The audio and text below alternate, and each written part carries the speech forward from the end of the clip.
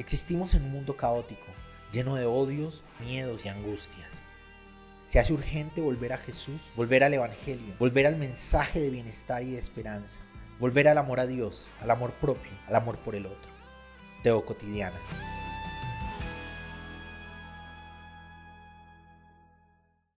Acaba de salir un reporte al respecto de los abusos de un pastor un poquito más de este lado, ¿no? Un referente de una teología algo más alternativa, menos conservadora, menos fundamentalista, de la iglesia menonita, que para mí la teología menonita ha sido un referente importante para mi vida. Creo que en medio de todas las teologías a las que me he acercado, por lo menos la teología social de los menonitas para mí ha sido muy importante en la forma en que pienso, en la forma que expongo, en lo que digo. Pero acaba de salir este reporte sobre los abusos de Brooksy Cabby. No sé muy bien cómo se pronuncia el apellido. Pastor, autor. En algún momento tuve la oportunidad de leer uno de sus libros y para mí fue liberador acercarme. Y la denuncia se junta con un movimiento de denuncias, una especie de efecto dominó que viene ocurriendo en la iglesia cristiana. Y voy a hablar de iglesia cristiana específicamente dentro del marco del protestantismo, no porque el catolicismo no sea cristianismo, sino porque el marco protestante es a donde pertenezco. Y a propósito, solemos desde el protestantismo sacar pecho y hablar de que nosotros no abusamos, ¿no? Cuando hacen comparaciones con los ministros católicos y todos sus escándalos. Y en este momento ha sido menos mediático, ha sido menos público. Solo algunas redes, algunos medios de comunicación se han fijado en estos asuntos y lo han sacado a la luz. Pero en este momento nuestros escándalos protestantes sobre el abuso a niños, niñas y adolescentes, a mujeres y a hombres también, son gigantes y son en todas partes. Hace un tiempo estuvimos hablando sobre el reporte acerca de la SBC, Southern Baptist Church, las iglesias bautistas del sur, que tienen esta talante conservadora, muy conservadora, fundamentalista, que tienen esta talante este tufillo muy de nosotros tenemos la verdad, los demás no. Hace un tiempo uno de sus líderes hablaba de que en América Latina las personas que son cristianas en realidad no son cristianas y tenemos que reevangelizar América Latina, y desde esa época vienen con un interés muy fuerte y con una acción muy fuerte de reevangelización, entre comillas, de los cristianos latinoamericanos, porque no somos cristianos realmente. Aquí no conocemos a Dios, porque no seguimos las líneas doctrinales y teológicas que ellos siguen en las iglesias bautistas del sur. Y tenían más de 700 personas en una lista que sabían las directivas de esta unión de iglesias, de esta denominación, sabían que eran abusadores, pero que nunca sacaron a la luz y nunca hicieron algo al respecto. Y hay varias denuncias de pastores muy reconocidos de la SBC que en vez de apoyar a las víctimas y cuestionar al victimario, lo que hicieron fue juzgar a las víctimas desde textos bíblicos, usando textos bíblicos para señalarlas y segregarlas. Algunas de ellas, algunas de esas víctimas, en últimas terminaron siendo separadas de la iglesia por ser pecadoras, y su pecado fue denunciar públicamente esposos que abusaban de ellas y de los hijos. Han encubierto varios de esos liderazgos han encubierto, rectores de seminarios, de esos seminarios que pertenecen a esa denominación, han encubierto abusos sexuales y de poder en contra de alumnas de los seminarios, en contra de mujeres de las iglesias. Los grandes pensadores de esta unión, quienes se ingeniaron esta unión en aras de conservar la sana doctrina, en aras de conservar la moral cristiana. Uno de ellos es abusador de niños y el otro es encubridor de abusos en la institución educativa donde pertenecía. Se junta también con el caso de Francisco Jamocó, un pastor de estos neopentecostales, uno de esos que uno ve predicar en Enlace como predicador internacional, uno de esos que va de lugar en lugar a grandes eventos, a llevar la bendición de Dios, a declarar la grandeza de Dios, a pedir dinero en nombre de Dios. Uno de esos a quien uno escucha una y otra vez hablando de la moral cristiana y de lo malo que es alguien que se salga de esa moral cristiana. Está siendo investigado en este momento, ya ha sido llamado el sistema judicial para abordarlo con 10 casos de denuncia sobre abuso sexual que viene cometiendo desde los 90s. Varios de esos casos empezaron cuando las mujeres eran menores de edad, de 13 años.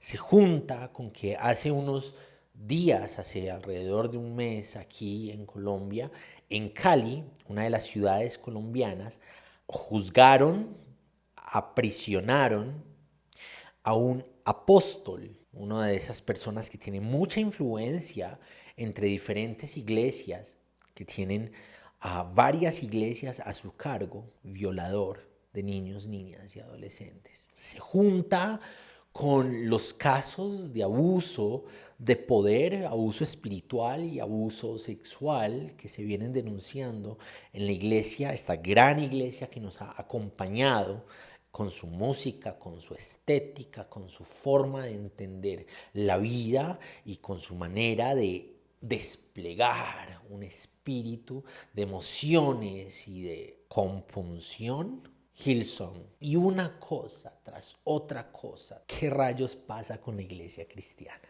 Hace unos días, hace varios días, hace unos meses más bien, unos amigos estuvieron aquí en la casa y uno de ellos me preguntaba ¿por qué? ¿Por qué se da el silencio? ¿Por qué se da? Y yo le hablaba acerca de la supremacía que han venido a tener las instituciones cristianas, las denominaciones cristianas y quienes las representan. Hemos entronado de alguna manera, hemos idolatrado de alguna manera a los pastores, a los líderes espirituales, a quienes hacen parte de esa estructura vertical de poder, porque el Evangelio nos enseña, nos insiste una y otra vez que somos iguales, nos miramos de forma horizontal. Jesús viene, baja de su verticalidad para que lo miremos de tú a tú, ¿no? Él es el buen pastor, el gran pastor, y desciende de su verticalidad para que tengamos una relación horizontal. Y nosotros insistimos en que la iglesia tenga una estructura verticalizada de poder y de incidencia, y hemos entronizado a las personas que representan las instituciones. Tanto que incluso cuando salen a la luz estas cosas, hace poquito veía un video en el que en pleno sermón una muchacha se levanta y le grita ahí en el servicio: usted me violó cuando yo tenía 16 años. En medio de todo eso, los congregantes siguen defendiendo a los abusadores por el lugar que tienen como pastores. ¿Nos es más importante la denominación? En la investigación que hicieron con las iglesias bautistas del sur, lograron saber que nunca denunciaron, nunca sacaron a la luz, nunca levantaron investigaciones, nunca pusieron denuncias nunca hicieron algo legal al respecto de la lista de abusadores para no perder el estatus denominacional, para no perder la influencia denominacional, porque un escándalo de esos haría que quienes generan los ingresos para la denominación y pues con esos ingresos se financian toda la visión, ¿no? Todo lo que hacen como misión en todo el mundo, no denunciaron para que no hubiera un escándalo que hiciera que se quitaran algunos de sus ingresos. Y abiertamente dijeron que había que callarse para cuidar la misión de la iglesia. Si ponemos las denominaciones por encima del cuidado de las personas, estamos desbordando, estamos mirando hacia otro lugar, contrario a lo que nos invita el Evangelio. En el Evangelio, lo más importante es actuar en favor de las personas en medio de sus necesidades cotidianas, en medio de sus necesidades concretas. Cada vez que uno dice este tipo de cosas, la gente sale y dice es que el Evangelio no puede ser humanista, el Evangelio no puede ser humanocéntrico, el Evangelio tiene que ser cristocéntrico. Pues si vamos a centrar nuestra fe en Jesús, Jesús nos muestra una fe que camina hacia las personas. Jesús nos muestra una fe que camina hacia las necesidades de las personas. Jesús nos muestra una fe que defiende a las personas en medio de sus realidades concretas. Las defiende de los abusos de la religión, las defiende de los abusos del poder político, las defiende de los abusos del sistema económico, las defiende de los abusos militares. Sí, militares. Cuando uno encuentra narraciones como el endemoniado que está lleno de legión y uno entiende el contexto de la época y sabe que quienes estuvieran leyendo y escuchando esa narración, lo primero que iban a pensar es en las legiones romanas, que generan muerte, que generan enfermedad, que generan heridas. Esa narración nos está diciendo, o le estaba diciendo al público para el que iba dirigida, el reino de Dios que es en Jesús es capaz de hacer de lo más poderoso de las legiones que generan muerte y heridas, que generan destrucción, que aporrean las emociones, la mente de las personas. Jesús, el reino de Dios que Jesús proclama, es capaz de volverlo lo más vil, los cerdos. El Evangelio nos ejemplifica un Jesús que pelea a favor de las personas, que se entrega en una lucha, en una resistencia pacífica, no pasiva, pacífica, en favor de la dignidad de las personas.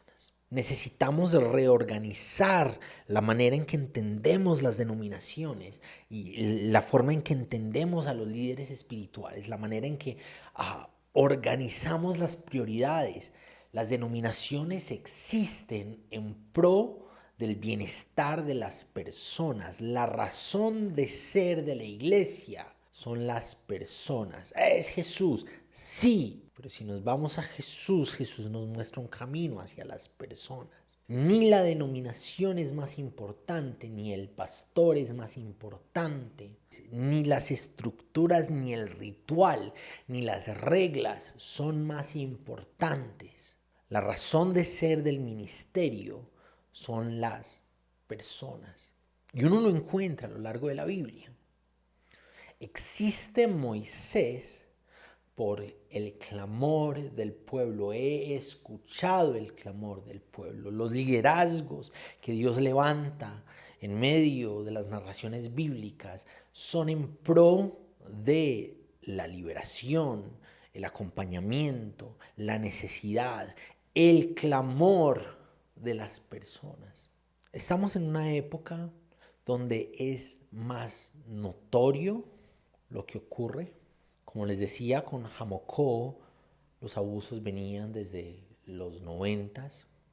En el caso de Hillsong, el papá del pastor principal o quien fuera el pastor principal de Hillsong abusaba de menores de edad, de niños en los 80s.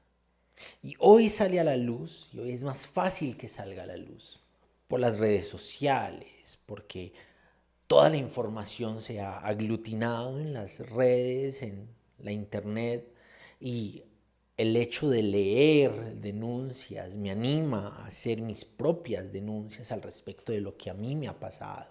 Y el hecho de notar que hay otras víctimas, entonces me da la fuerza de sacar la cabeza y demostrarme como víctima de estos pastores que han estado abusando. Y no creo que sea que en este momento hayan más casos. Al contrario, creo que antes había menos visibilidad, había más forma de callar a las personas. No estaban las redes sociales, no podíamos sacar todo esto a las redes sociales y mostrar y decir y manifestar. Creo que hoy está brotando lo que viene ocurriendo durante décadas, muchas décadas, en medio de la iglesia. Y creo que es una oportunidad. Es una oportunidad para construir las bases con las que vamos a proyectarnos como comunidades cristianas hacia el futuro. Es una oportunidad para reevaluar las prioridades que hemos tenido como iglesia cristiana. Es una oportunidad para establecer límites. Es una oportunidad para construir la iglesia que queremos ser en 10, 20, 30, 50 años. ¿Cuál es la iglesia que vamos a heredarle a nuestros hijos y a los hijos de nuestros hijos? ¿Van a tener pastores que cuiden de ellos van a tener pastores que cuiden de ellos o vamos a vernos enfrentados con líderes cristianos, con líderes espirituales que abusen de ellos como nos hemos dado cuenta que han abusado de nuestros niños y de nuestras niñas y de nuestros adolescentes en el pasado? Creo que todo esto que va ocurriendo y que va explotando en las diferentes denominaciones, incluyendo esas que son afines con nuestra propia teología, incluyendo esos y esas personas que han sido incidentales en lo que nosotros creemos, en lo que nosotros predicamos, en lo que nosotros anunciamos, incluyendo esos líderes espirituales que vemos por ahí arriba como cabeza de nuestra propia denominación. Es un tiempo para notarlo, para humillarnos, decir, hemos pecado como iglesia y mirar hacia adelante y reconstruir. Creo que es urgente volver al Jesús del Evangelio. Creo que es urgente mirar el amor que es el fundamento de esto, depende toda la ley y todos los profetas. Nos hemos olvidado del amor.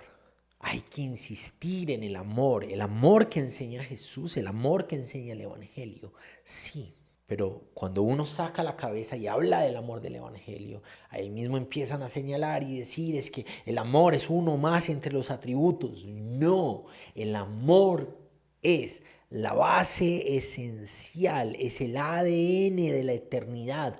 Dios es amor, es lo que conforma a Dios. Todo lo demás, todos los atributos de Dios están fundamentados en su esencia. Y la esencia de Dios es el amor. Necesitamos volver al amor del Evangelio. Necesitamos volver al amor de Jesús. Necesitamos poner a las personas, las necesidades de las personas, la realidad de las personas en el centro del quehacer eclesial. Para eso existe la iglesia. De nuevo, el centro es Jesús.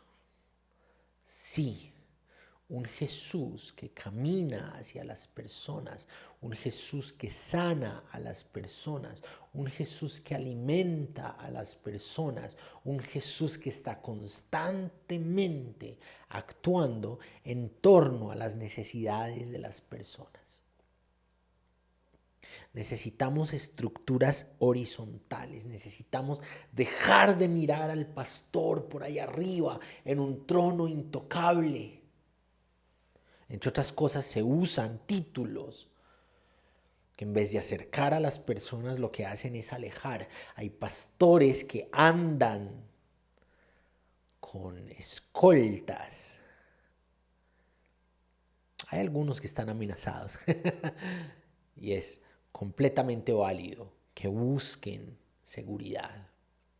Pero hay otros que simplemente lo hacen porque da estatus. Hay pastores que entran, son showmans, que entran al escenario, no tocan a nadie, no saludan a nadie y se van del escenario. Llegan en carro, en sus camionetas, entran al escenario, hablan lo que van a hablar y se van en sus camionetas. Necesitamos volver a pastorados que huelan a gente, cercanos, cercanas a las personas. Esta realidad de abuso, todos los sentidos, porque el sexual es el que más se mediatiza, pero hay abuso de poder, hay abuso espiritual, hay abuso psicológico, hay abuso emocional. Necesitamos que todas estas explosiones que nos han mostrado en uno y en otro lugar, el abuso de los líderes religiosos y de las denominaciones y de las estructuras cristianas, nos hagan pensar y nos muevan a actuar, a construir iglesia como Jesús nos enseña.